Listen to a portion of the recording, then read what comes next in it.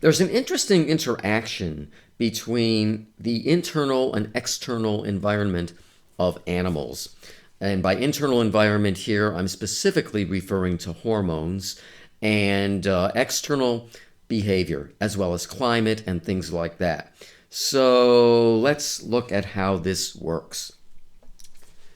We're going to look at it in a bird that's been studied extensively in this regard, and that's the ringdove, which is native to northern Africa, but you'll find them in pet stores worldwide. There's even some populations that have been established in, I believe, Los Angeles and Miami, where people have had them as pets and turned them loose. I think Tampa as well, for that matter.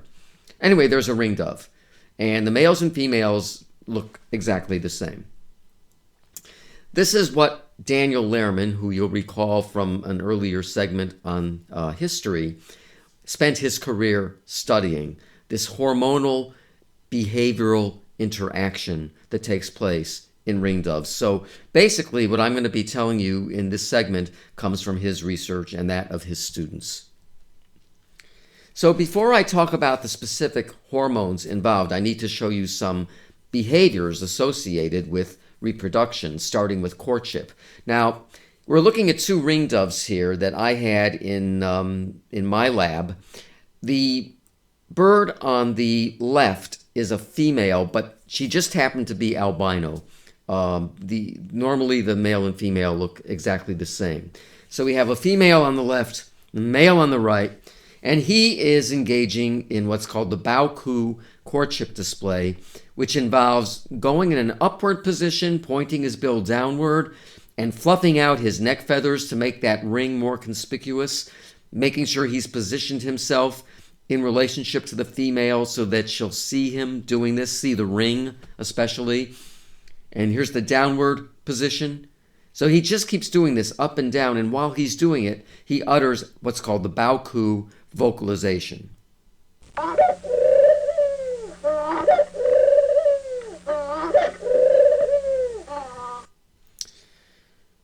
Then, once she is receptive to him, and we'll see how hormones play a role in that, they'll begin a whole copulation sequence, which begins by the female inserting her bill into the male. And this only occurs in pigeons and doves. There's no other birds where this happens. We have no idea what's going on with that, if there's any kind of exchange of fluid or anything, but there she is doing it. And then that will lead to copulation. So here we have the male mounting the female, and copulation ensues. And then as the male dismounts the female like that, they both utter this vocalization, which is known as the ka, K-A-H, ka of excitement.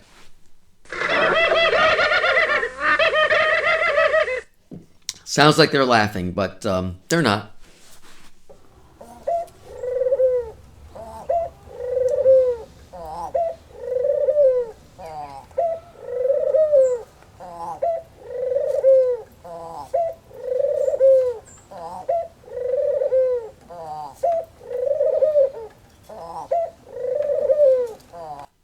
So there you go. This male on the left is courting the female on the right.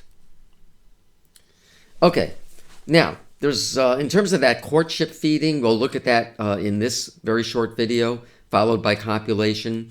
The male in back is the one that is going to receive the bill of the female. And in this case, he's not total albino, but he's lost some of the normal ringdove plumage. Again, this happens from time to time. And there's the female in front. So watch what happens. And there's no sound to this video. So she sticks her bill inside of the male's mouth.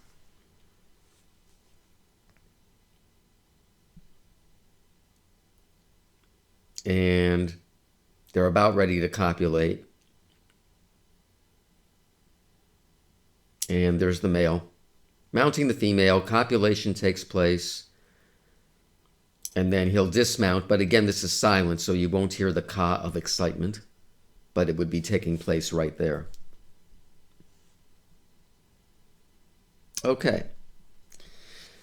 Well, after they build a nest, both the male and female take turns incubating the eggs. And so that's a good system. Sometimes it's only the male, sometimes it's only the female in other bird species, but in ringdoves, it's both the male and female. Now, what you see down here is not a dove. It's a songbird, but it's the only picture I could find of what's called a brood patch. Actually, I found a lot of pictures of brood patches, but none for pigeons and doves.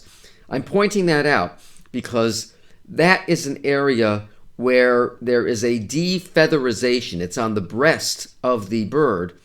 And basically, because the feathers are gone from that spot, and that's hormonally affected, as you'll see, that comes in direct contact with the eggs during incubation to make sure they are kept super warm while incubating. So the eggs are coming directly in contact with the skin of the dove rather than being insulated from the skin by feathers. So it's called the brood patch. Okay, well then if everything works out, the eggs will hatch. There's only usually 2, sometimes 3, more often than not 2 eggs per nest. And when the young hatch, the young is called a squab. That's for all pigeons and doves. So there's a newly hatched squab right there. This other egg will probably hatch the next day. And then the parents, both the male and female, feed the young because in pigeons and doves, that's done by siphoning. So the squab inserts its bill into the male or female's mouth and siphons out something called crop milk, which also is controlled by hormones, the formation of the crop milk. That's their sole source of nourishment until they're able to leave the nest and start feeding on their own. And that takes place by around 15 to 21 days. By 21 days, they are history. They're out of the nest. And so here we see regurgitation, feeding taking place, not in a dove, but in a close relative, the pigeon. Two squabs at the same time, which is not unusual. Not unusual. So they both hatched at this point.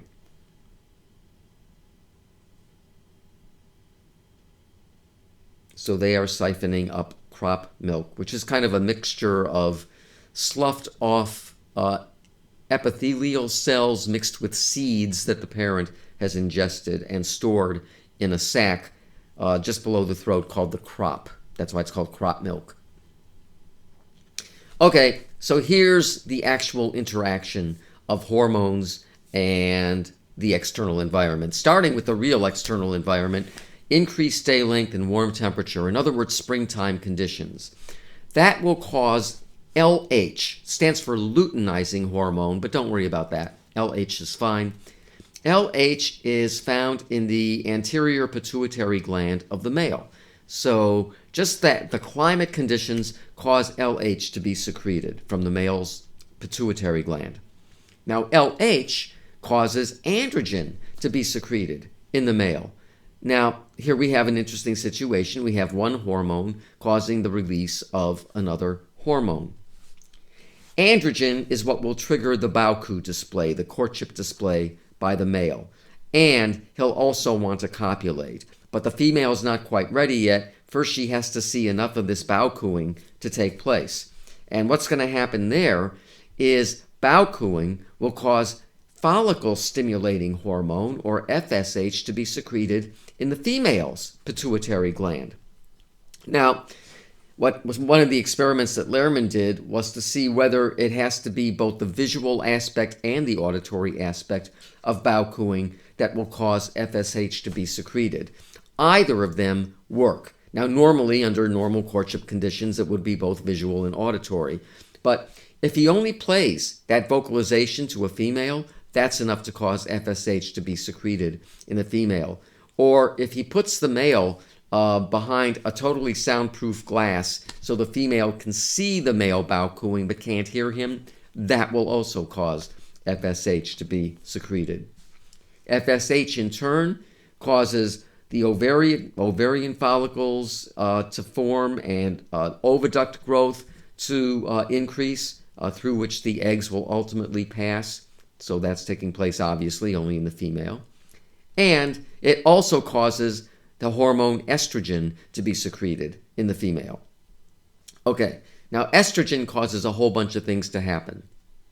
First of all, early brood patch development. That's what I showed in the previous slide.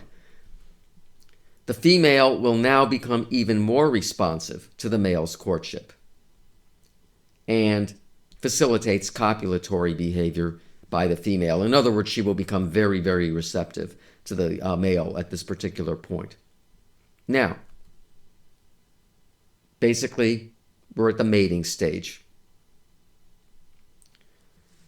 So after all that, what happens is that estrogen will also lead to nest-building behavior by the female, and the male observing that will lead to nest-building behavior by him. So they'll both be involved in nesting behavior. Typically, the female starts, they can sometimes start right around the same time, though. So now we're dealing with nesting. Now, nest-building behavior by the female, and the male for that matter, causes the release of progesterone from the male and the female. Inside the male and the female. Progesterone, another hormone. Progesterone in the male shuts off bow cooing. The male will now stop bow cooing. There's no reason to do courtship anymore. Okay, so it's kind of like a good feedback mechanism. And in the female, it leads to maximal oviduct growth, so now the eggs will be able to easily pass. Faster ovulations by the female, and facilitates further nest building. So all of this is kind of going on around the same time, and progesterone is what causes that to happen. And of course, once the nest is built and the eggs are laid, because you have the faster ovulations, incubation by the male and the female. Okay, so here we have incubation behavior taking place. What's next? Well, the act of incubating eggs by both the male and female causes the release of the hormone prolactin from the male and female pituitary gland, which now will do several things. By the male, it shuts off androgen. So now anything left of courtship behavior is totally gone. Normally, there won't be much left at this point at all. In the female, it shuts off FSH.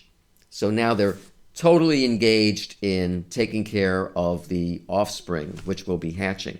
So again, great feedback mechanism there. Prolactin causes the final brood patch development and maintains ongoing incubation behavior.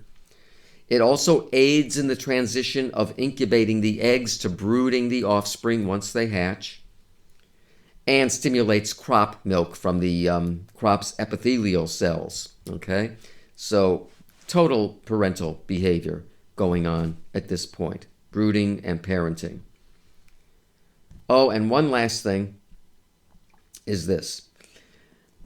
The stimuli from the newly hatched squabs will begin to shut off prolactin.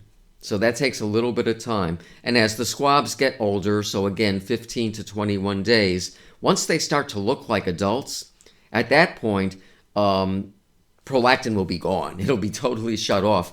And the parents will actually actively drive their young away from the nest. Because the young won't leave as long as they're getting even the older looking birds, 15-day-old birds, and a few days beyond that, will still try to get nourishment directly from the parents. But at that point they'll want nothing to do with that. There will probably be hardly any crop milk left at that point at all anyway.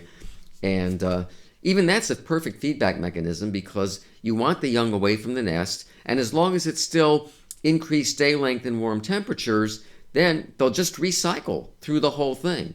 So they can have several broods a year if they get started early enough in the breeding season. And if they're kept in a lab, you can keep them going all year long by simulating increased day length and warm temperatures. You wouldn't want to do that. It's not healthy for the birds to keep breeding all year round. but those external conditions would in fact get them recycling through this whole series of events. So as you can see, a very complex interaction between hormones and behavior.